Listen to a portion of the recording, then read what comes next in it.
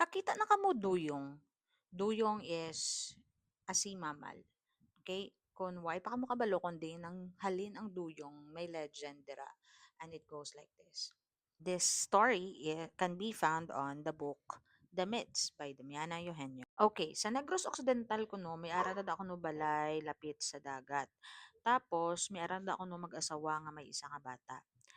Tapos, ang bana ni kuno sang lalaki, sang babae nga ini, perti ka pintas. Perti ka pala hubog kag perti ka pintas. Kada gabi kuno ginakastigo ya gid ang iyang asawa. Ang asawa, wala gid perti kuno ka martir. Wala gid kuno gabato. Ginasalo ya lang ang kastigo sa yabana tapos mahibi-hibi lang sa kuno sa dako nga bato nga gaatubang sa dagat. Amo lang na mahibi-hibi sa kada kastigo tapos kastigo sa sayabana tapos another day, another life, buwas naman, kastigo naman sa paggabi, tapos kastigo may bihibi naman sa.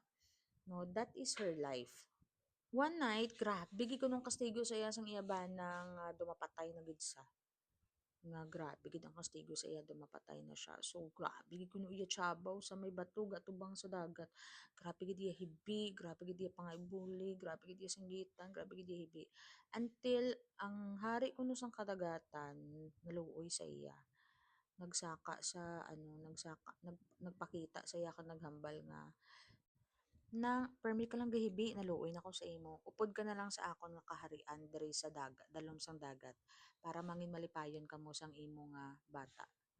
Nagpasugot ang babayi. Moto ko no ginbuburan sa sang daw ano bala, daw something salty, parat or asin na naghimo siya duyong. Okay, siya kag ang iya nga bata.